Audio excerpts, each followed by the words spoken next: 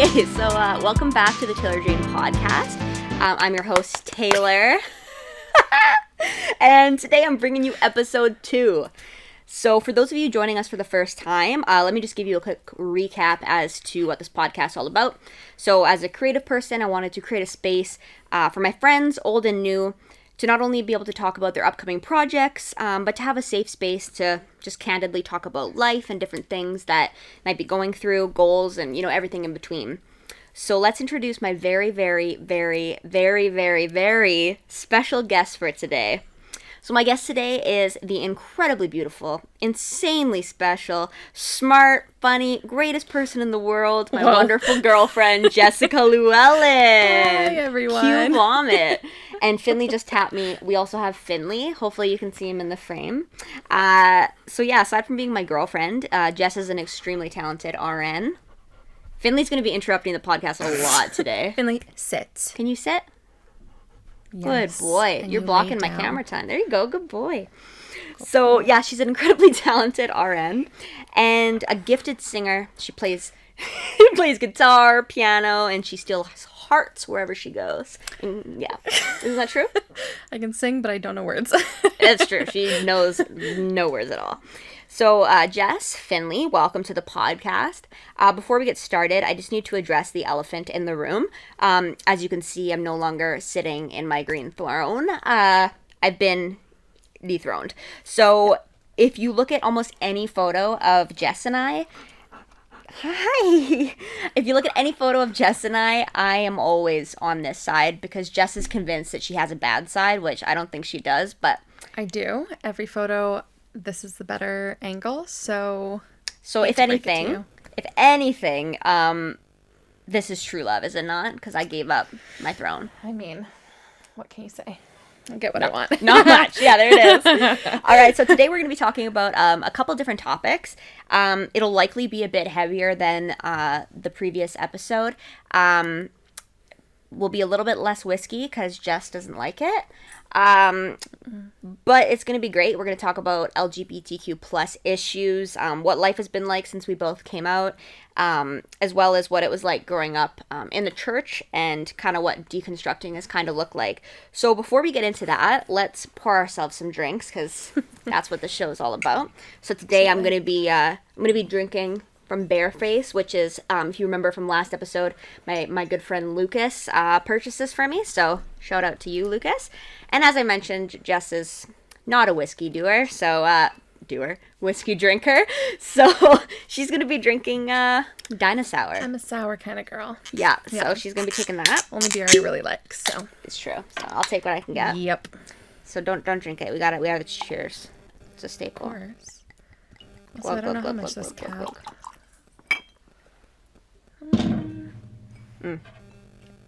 Still have a little left. That's good. We'll Don't want to overfill. pour it out later. So before we get started, of course, we got to do our little cheersy. Cheersy. And here we go. You want to try some of this? No, thank you. I think so. You might like this one better than the others.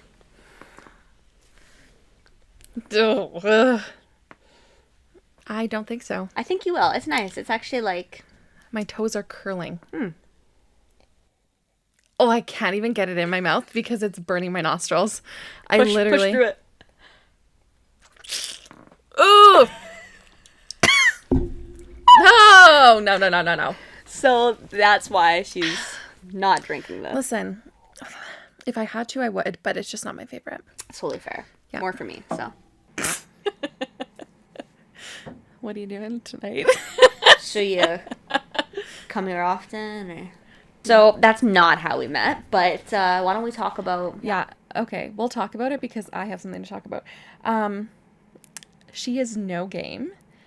And I should say she has no game. But when we met, I was like the person shooting all the shots at ya. Can I interject? First of all, so I had met Jess already. Thought she was a cool gal. Obviously. Obviously.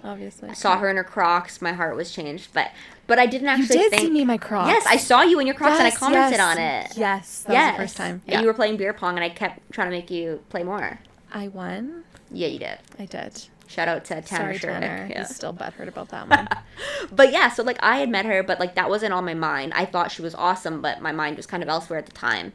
And yeah, I just like thought you were cool. And then later on, I was actually not going to go to my friend Lexi's party because I didn't want to socialize. I was just like tired, but I was like, okay, I'll go, but I'm only going for an hour.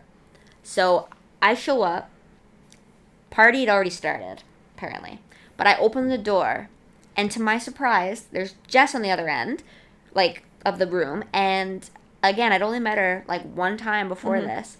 So I open this door, and all I hear is, Taylor! And I was like shocked. I'm sitting there, and I'm like, hi, Jess. And she's like across the other way, obviously feeling the night. She's loving it. So, like, I come in and I'm like, all right. So, I end up, like, hanging out with you, kind of telling you to drink water and all that stuff. Listen, let's not. I was fine. No, but I was just telling her to keep hydrated because I just wanted to make sure she was all good. And, yeah, I'd mentioned, like, that I wasn't going to stay for very long, whatever. I ended up staying for, like, 2 hours. And we ended up, like, sitting in the corner of the kitchen. I was talking about music. We were talking about music, and you had turned to me and said, I want you to write a song about me. And still has yet to happen. Still has yet to happen. But there's, like, a couple in the works, so it's fine. So, yeah, we're, like, vibing, whatever. And I'm like, is she hitting on me? And so I, at this time, was just in my, like, first semester of school, and I messaged 2 friends of mine, like Tiara and Kayla. So shout out to you guys. And I said, I think I just got hit on. And I was like not 100% sure at that point. And they were like, are you like for real? Like by who? And I was like, this woman at this party. And I was like, what the heck? And so anyways, I end up staying a little bit longer. I leave. I'm not even around the corner yet. And Jess has already messaged me. And I don't even remember. It's like, I think a picture of you drinking water. Yeah. Because she was so harping on me drinking water the whole night. And so I was like, okay, this has to be, like, true. And I even, like, went back and was, like, talking to my friends who I was staying with at the time. And I was like, I think that just kind of happened. Hey, Finley. Hi, and so, yeah, that was just, like, wild to me.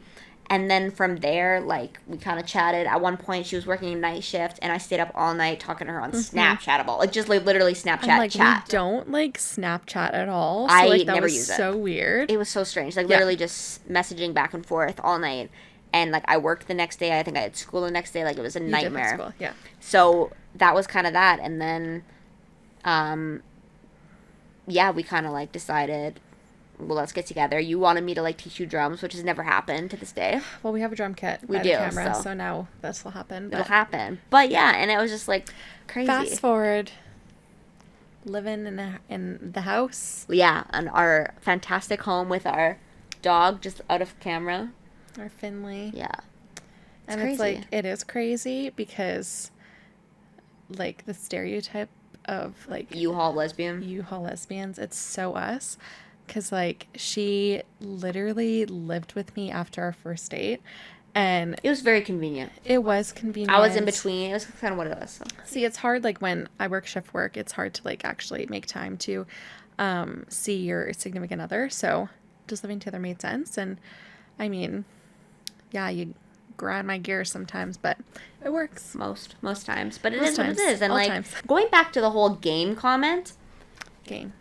Me not having any. This is the thing. Let me just explain to you the first date. Because this is the thing. I was nervous. I have a game if I'm not nervous. I was nervous. And, like, Jess has a lot of game. So, like, even still, like, now maybe I don't have as much game as I've had in the past. Because, like, she's very intimidating because she has so much of it. But I ordered this cheese board, okay? So, like, you call it a charcuterie board. Huge. Yeah, but no meat. So, it's just cheese. We talked about this. And I was like, don't worry about dinner. I was like, I'm going to be there at, like, what was it, 6 o'clock or 5 o'clock or something? I was 2 hours late because I had to go all around town trying to get this stupid charcuterie board. And this is the first time, like, I ever invited someone back to my place for a first date.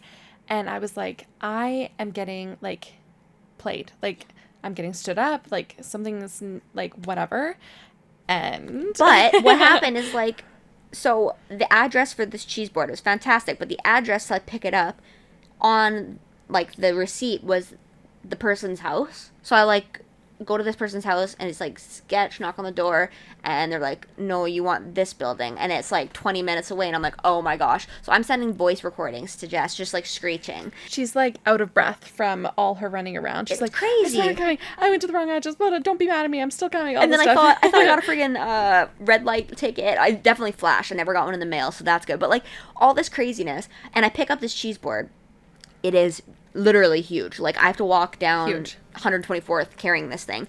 And nuts. Anyways, that was game. I brought this, like, that would be something you'd get for, like, a 10-year anniversary or something. Not 10-year, but, like, an anniversay. And it was first date. But I, like, spilled whiskey on the couch first date. Okay, so let me set the scene for that.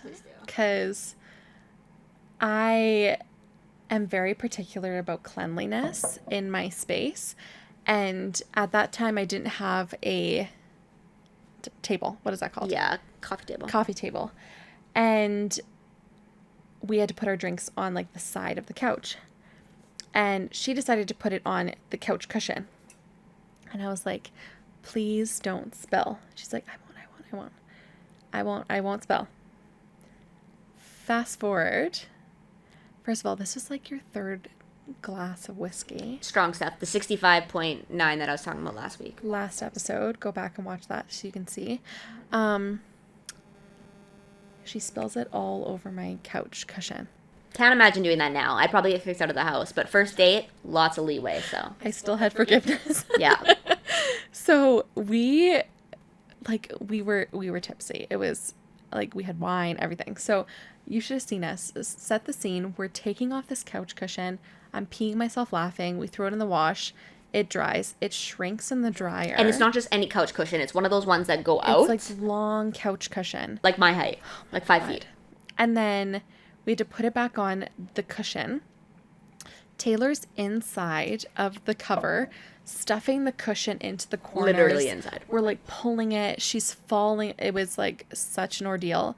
It doesn't smell like whiskey, thank God, so we're good. We're good, but, like, it's memorable, though. So, like, maybe I don't have a lot of game, but I make a damn good first impression.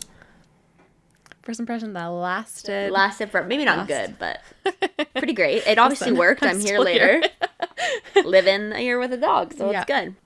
So all this to say, we're a happy family, and I think that the first date went well, and here's to a whole other year. Oh, okay. Cheersy per Jeezy. I don't know. Okay, so Jess, why don't you talk a little bit about what your experience was when you came out, and maybe what your expectations were, and how that may have differed from reality.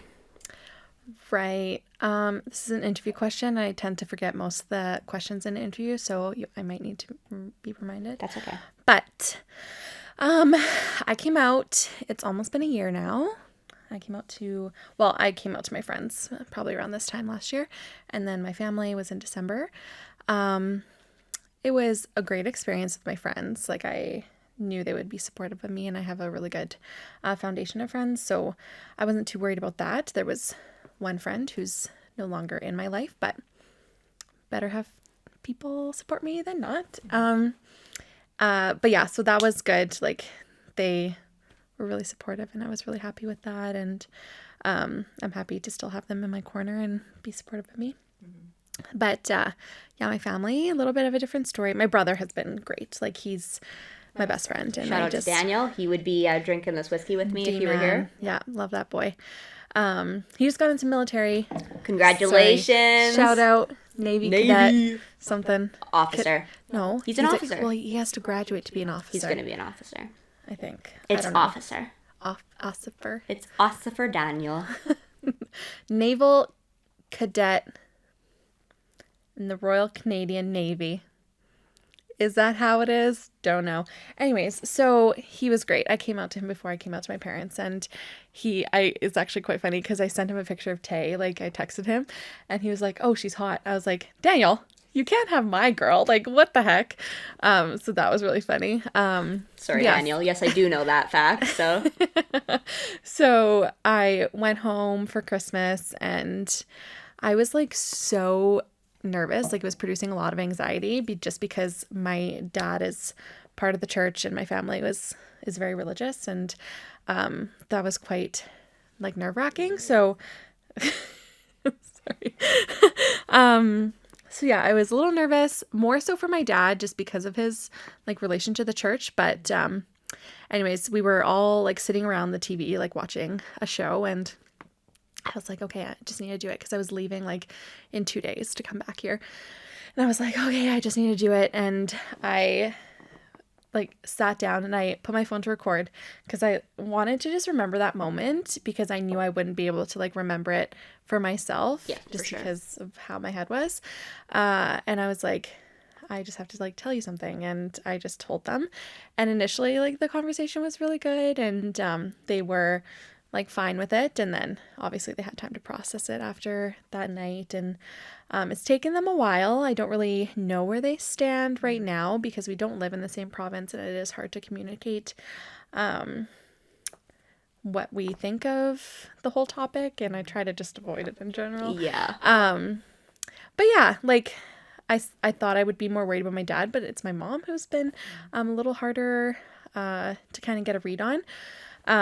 But since I've had a year to kind of process it, I've kind of come to the point where like I'm going to continue living my life, and everyone who wants to be a part of it and kind of support me in what I'm doing will be. And those who don't make that effort, I'm not going to be putting 100% of the effort when the other person isn't. So I've accepted that. I still love them and like talk with them whenever, but yeah, so it's been kind of a rough journey, especially with my extended family and everyone, but my brother's been great. And yeah, so it was I didn't really have expectations going into it.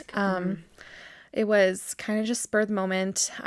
Like I've always said, like I try not to have expectations about things, and just like whatever happens is my expectations. Right. So yeah, it didn't like it exceeded my expectations, and then we kind of like worked backwards, but yeah, that's fair. When did you kind of know that I was not straight? Yeah. Right. Yeah, so probably when I was around like the age of 12, I knew like I was not fully 100% straight. But since I was a part of the church, I couldn't really do much with that, just because it is so looked against in the church. So I did suppress a lot of those things, but I knew like something was different.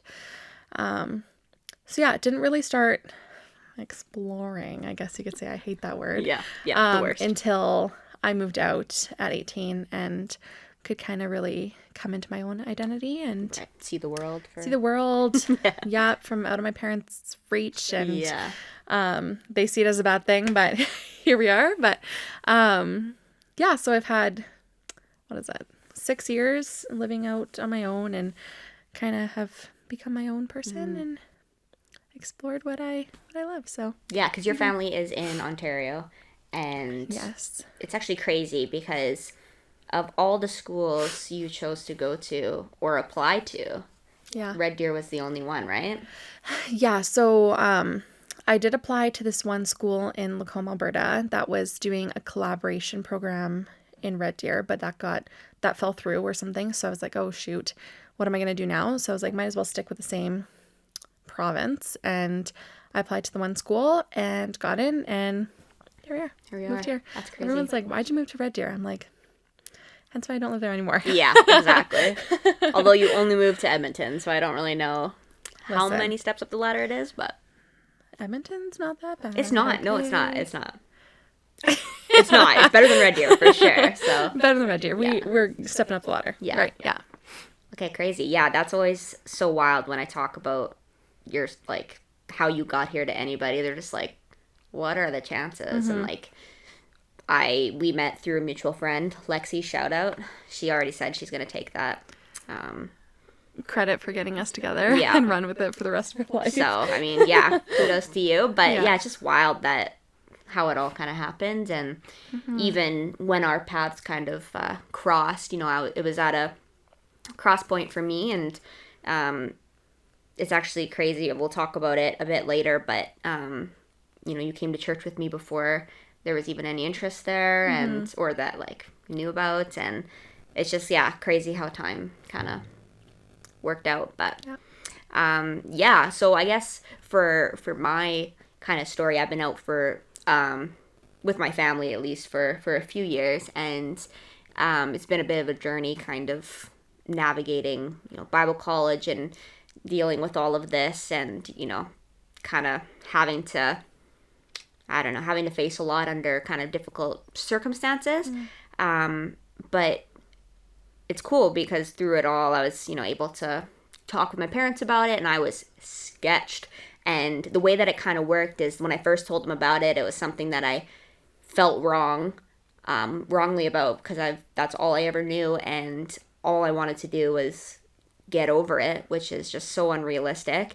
And that kind of was a stepping ladder or stepping stool, I guess, to the next, when I, told them that, this is actually, it's not something that I think is wrong. It's something that I really worked through, and this is kind of how it is. And then that just kind of opened their eyes to it, and they've been great about it. So I've had really favorable time with that, but then obviously not so much with, I left Bible college and I had to leave the church, and we'll get to that conversation now, I guess. But it's been different for both of us, but a lot of parallels as well. And for me, I always knew when I was younger, and actually this year Mom and I were shopping at Nordstrom Rack, which is where I get all my shirts and all that, and I go straight to the men's section because I love my button ups, and we're in there, and Mom was like, I remember when you were younger, and I always used to shop in the boys department. And I'm like, Mom, you should have known. You should have known. So it's just kind of pretty much. And he had no idea. So, but this has always kind of been something in the back of my mind as well. So, and I think that's a story for a lot of people. It's not just, it's easy to look right now and see that a lot of people are coming out, but you can't belittle it, because it's just that's it's easier. It's not easy, but it's easier in the state of the world right now to be this is who I am, and it's a lot more accepting. Times have changed.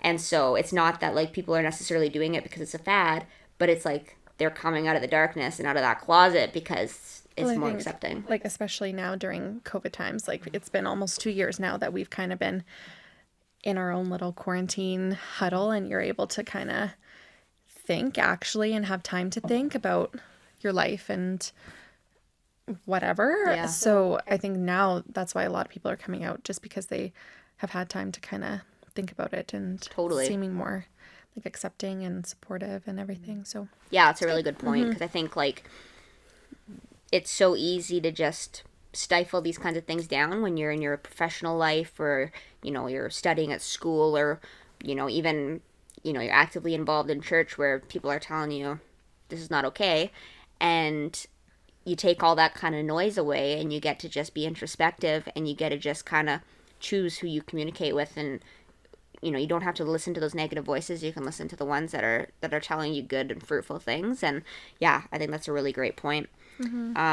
So as you mentioned, your dad has this connection with the church, and you grew up in a Seventh-day Adventist household. And I know probably a lot of people that are listening might what is that? Not know what that is. Maybe your only reference is from Gilmore Girls. I know that's my sister and I. That was kind of our only understanding of it. So, and your dad's actually quite an important figure within Canada, within the denomination. So why don't you talk a little bit about Seventh-day Adventist and kind of what life looked like for you growing up? Yeah, so I am a PK kid, so that's preacher's kid, pastor's kid, whatever.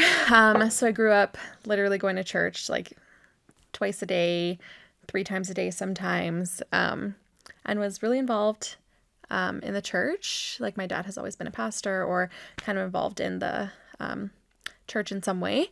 So I grew up, for those who don't know, Seventh-day Adventism is quite a strict religion. They don't like to call it rules, but they do have quite a lot of rules. Some key points of SDAs are we go to church on Saturdays, and kind of our holy day is from Friday night sundown to Saturday night sundown, and that's the day of rest. We are predominantly vegetarians because in the Bible it says some things. So I've been a vegetarian since birth. I've tried meat, just doesn't go well with me. Yeah. So we're lots of people are vegetarians. Also, what does like Sabbath look like when you mention that? Like, what does that entail? So it does vary for every SDA person or those who still identify with the religion. Since it says in the Bible that like the seventh day you shall rest, a lot of people take it very literally. When some people observe the seventh day, they don't drive anywhere, they don't go to restaurants, they don't kind of leave their house, they just kind of stay home, go to church, read the Bible, watch Sabbath movies kind of thing. For us, we were like a little bit more relaxed when we were growing up, which was nice, but we still couldn't really watch secular TV or listen to secular music. But we still like drove places and went for walks. But yeah, it does vary for a lot of people. Some people like don't even leave their house and just kind of stay put. And similar to like Judaism, like you don't even like lift a finger. Yeah. So. And like nobody worked on Sabbath. So anybody who did was like, oh, what? Right. Illegal. Yeah.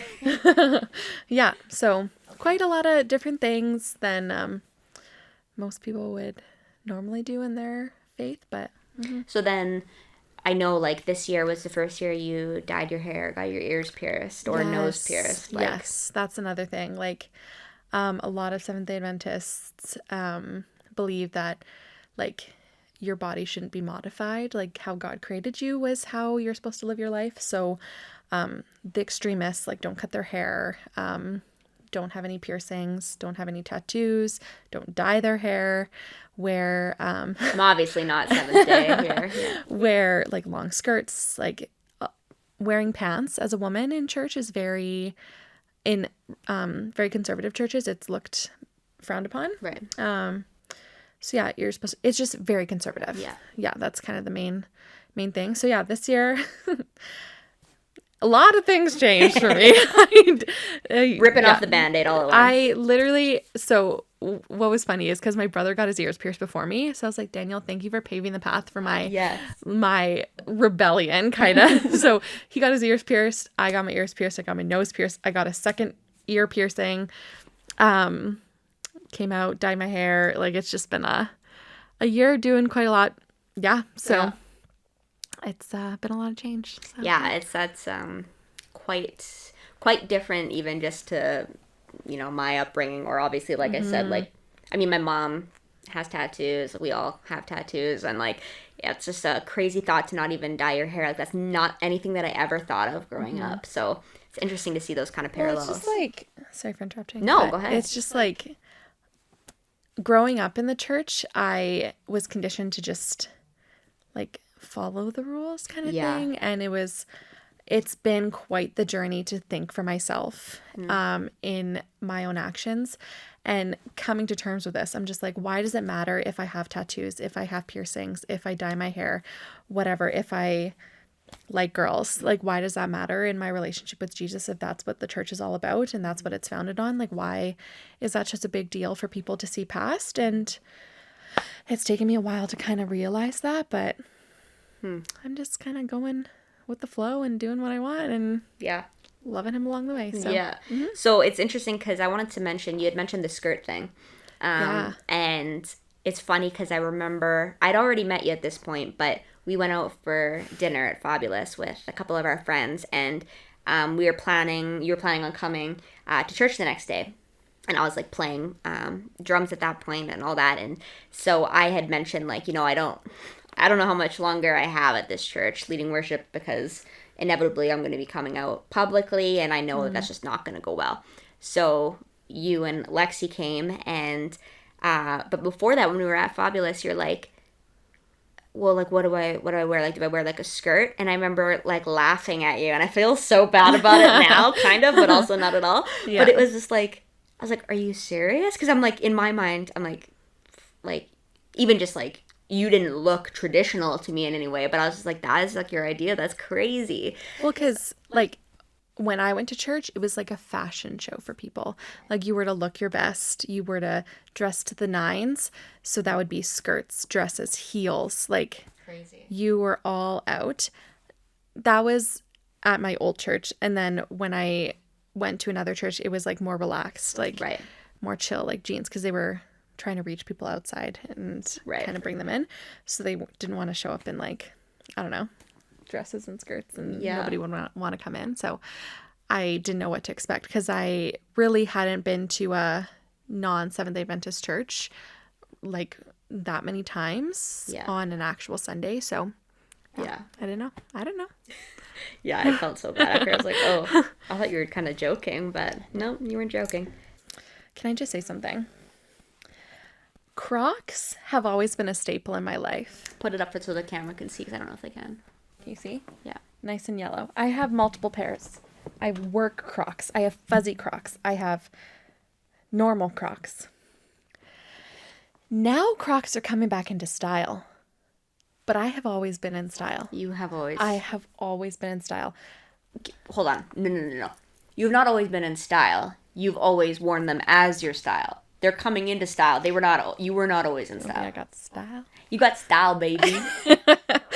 Okay, so when I wore these like 5 years ago, they were like, what the hell? What are those? They would say, what are those? Well, what are those? Yeah. But now people wear them as part of their outfits. And I am so proud that my opinion has never wavered on Crocs. Hot take. Hot take. She even bought me a pair. They're yellow. Anyways, just wanted to put that in there. So people know I'm not just like following the crowd. Right. I am the crowd. You are the crowd. That is some clickbait material right there. You are setting me up. I am the crowd, baby. So off the Croc train. It's actually super interesting when we talk kind of about our journeys that we kind of came into this kind of time of like deconstruction and like figuring out what it means to kind of be public about our sexuality at the same time. And I think that that's really like interesting because we've had each other to kind of navigate through it.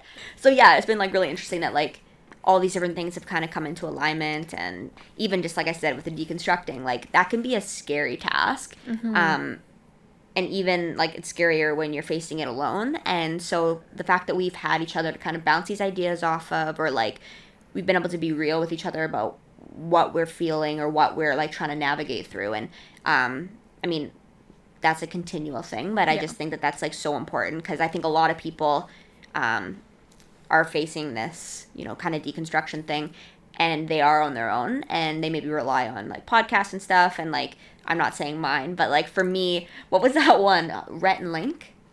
Yes. Like that was phenomenal. Like they voiced everything that I thought. They like said it so eloquently. Love them. Yeah, they're great. So shout out to them, the big leagues. But one of the really cool things that they said that I kind of want to like reiterate is that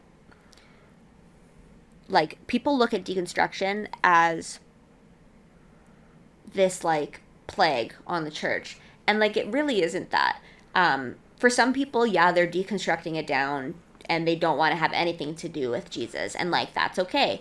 For me, like my staple is still, you know, I still love Jesus, and like that's never changed. And I know that where the church has failed me, where people have failed me, Jesus never has. What Rhett and Link had said was, that's okay. What they said was that people aren't leaving the church.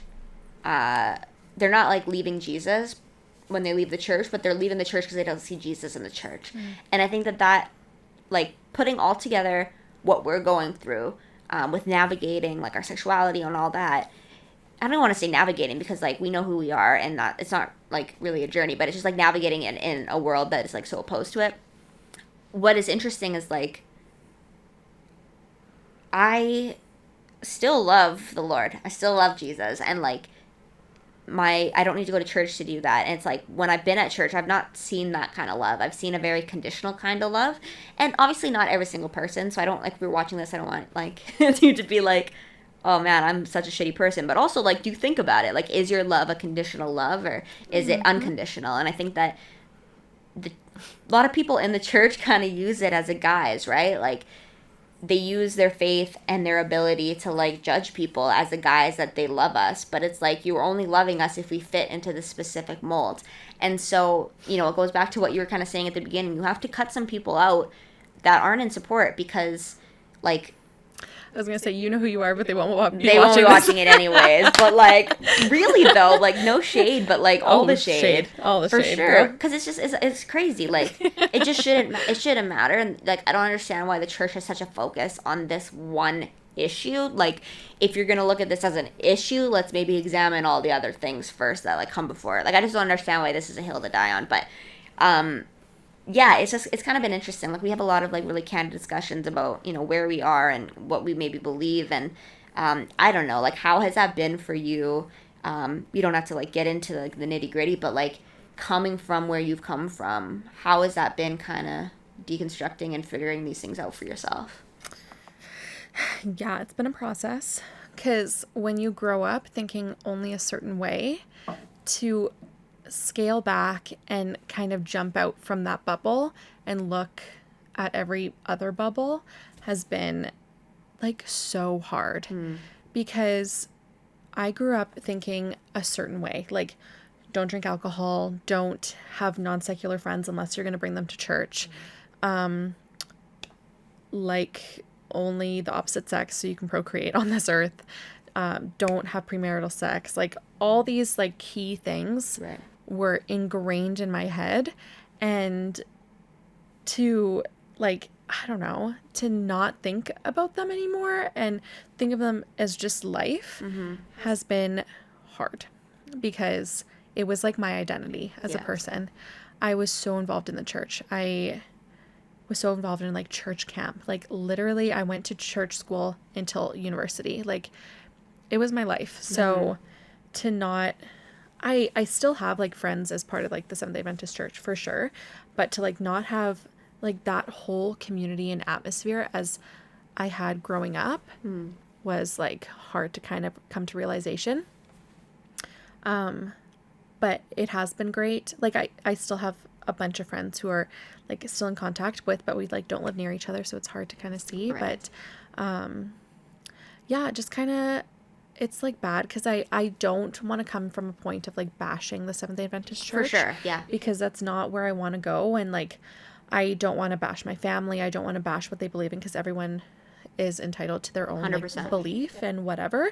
But I've been able to like think for myself, and like that comes across negatively towards the church, but truly I've been able to think for myself and have my morals be my morals, and like what I as a person want to go forward in my life believing and living like. Yeah, I don't know. Like every day, every week, month, I'm like evolving and creating new like thoughts and ways of navigating in my life. And well, and I think that that's what's so important. Like even when you're actively involved in a church, I've always thought this, like you should not like take every single word that your pastor says and not question it. Like people think of questioning their faith as a bad thing, and I've always said, even when I was really immersed in the church, like that is such a good and healthy thing, because you're not thinking for yourself, and like I don't even know how to explain it. Like it doesn't make sense to me that you would not question something. Like the Bible even talks about it, like looking through like things with the lens of Jesus, and like that's how I don't understand how some people are so simple-minded, or like not simple-minded but small-minded, because like that's not how Jesus was. Like Jesus was flipping tables and like stirring things up, and like to me I'm just like I don't understand. Like so I think you should always be in a state of questioning till you like find some sort of resolve, because otherwise like it's not our faith, it's somebody else's. And I think that that's how the church has kind of got to the way that it's been, or that it is today, because it's become this thing of like control, even when, you know, in the olden days there was a bunch of white dudes that like formulated it, you know, and it's like it became such a way to like control a society. And like I just think if everybody were to stop and actually like actively think about what it is that they believe, and like how logical it is, and how either harmful or helpful it is to society, like the world would be much better off. And I think that that's why so many people leave the church, because they're like, I am not told to think freely. I'm not like, I have to come into those doors thinking a certain thing, otherwise I'm going to be ushered right back out. So You might not be ushered, but you'll be looked at differently. You'll be looked at, and like, I mean, at some point you might get ushered out, and that's just what happens. Yeah. So I think that it's like, it's good for people to hear that, one, that you can like question, but two, to like, to do it and still feel like you have some sort of a connection, you know, to Jesus or whatever it may be, and like, yeah, like my biggest thing has always been music. Like I've always, like I have such a connection through music. That was my favorite part of going to church, was the worship and the praise and worship. And that's always, like, if you ask anyone that I've told, like, that's always been what I feel God through most. Like, and that has never changed. That still continues to be such a portal, I guess you could say, between me and him. And that's been like so healthy for me to go through this process, because I don't know, I have such a thing like with music, and that's how I like worship him, and I still am able to have that, even though like my faith has changed with like the church and everything. Like it's so good that like music hasn't, and that's been like such a good like constant. So well, yeah, because I'll be anywhere in the house and you might be getting ready or doing whatever, and there's just like worship music blasting. And at the beginning that was hard for me because I came from a worship position, and even still, like, it's, I mean, today we were driving and you put on some worship music and I naturally went like, whoa, and then you called me out on it. I tried to play it off, but like, it is kind of it is a tough point for me, you know? Soft spot. Yeah. Totally. And like, it is what it is, but you know, it's good that you find that kind of a connection. And like, for me, it is music too. Like if I play any kind of music, I feel that kind of connection. And I just think it's like important that, you know, you kind of keep those things that make you feel connected, like close. And so yeah, I think that's really a important thing to take away from it. But lay down. Nope. Lay down. Hey, here, sit. Lay down. Good boy. That's really sweet. He really wants to see Jess. About what we like talked about, like, and it's important for us to say, like, this is two people's experience with the whole LGBT church kind of route, and everyone's kind of journey is so different. And just go throughout your life, do what you want. Do you? I'm such like a supporter of everyone just like living your life. I think that's important to say. And it's easy to just look at your own journey, and you know, you never want to go on that same track of like, you know, you have to fit into this mold, or like your story should be the same as mine. Like, it is a different story, and you know, not everybody's gonna move in on the first date. Not everybody's gonna have like, even like looking at our different like situations with our families, like it's not gonna be the same. And you know, everybody's gonna go through different challenges, and it's just important to make sure you have like a good support system. And totally, and make sure like it's okay to kind of not worry. It's okay to make sure that your like friends actually love and support you, and sometimes you have to make some tough decisions. That'll be on another episode. But like, you want to make sure that you take care of yourself. Like losing people close to you. Totally. It sucks. Like I lost one of my best friends because of my stance on who I love. Yeah. And that was so hard. It literally was like such a dark point in my life, because I was like, that was a big turn in my deconstruction as well, because it made me realize like I cannot be associated with the church itself if this is what people are thinking. And it like did not sit right with me. And like you will lose people along the way, or maybe you won't. Maybe you already have such an amazing like group of friends and group of like family, but it's so important to like surround yourself with people that like are 100% on your side, because you shouldn't have to prove yourself to someone. You shouldn't have to like always be like justifying yourself to someone. And it took me a while to learn that, but yeah, those that you lose, it sucks, but those you gain, and those who even you already have but you grow stronger with, like, and closer with, that's worth so much more. So just be encouraged by that. We've both had to deal with it, and it's not fun, but like I said in the long run, it's better that way. Can I just say something? I'm going to get really close to the mic. I have always been told I have a podcast voice. So you viewers out there, you let me know. But should I be doing this more often with Tay? Should I have like the green chair? Oh, okay. Listen, it's my turn. No. Shh. Rate my podcast voice. Like, I just want to know if what that person said is true. So it was just one person. It wasn't multiple times. And it stuck with me time and time again. Anyways, so we are here in this chair. Let me know if I have a podcast voice. Okay, so we are going to try something to kind of lighten up the mood. We already previously tried something and it failed miserably. So here we are, cut scene, trying it again. So what I'm going to do is I'm going to play a song at some point through the song. Pause it. Start singing along. I'm going to eventually pause it. You got to finish it. Shit. It seems like it's too far away. I have to believe in myself. It's the only way. This is real. This is me. I'm exactly where I'm supposed to be now. Gonna let the light shine on me. Now I found who I am. There's no way to hold it in. No more hiding who I wanna be. This is perfect for the This is perfect. This is me. Can I just say, great job. All the words were Wow. right. Listen, I knew every song to that. Because that song has a good history with us. It does. I'll show you the TikTok video in there. Yo, it's time I hate this. to let you know. And to let you know. This is real.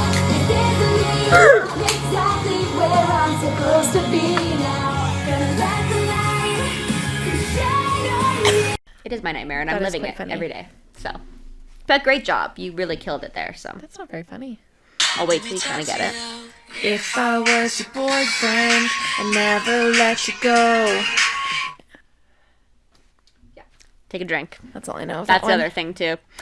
If she gets it wrong, she has to take a drink. On that note too, we are going to Justin Bieber, We are going in to JB June, in Toronto. June.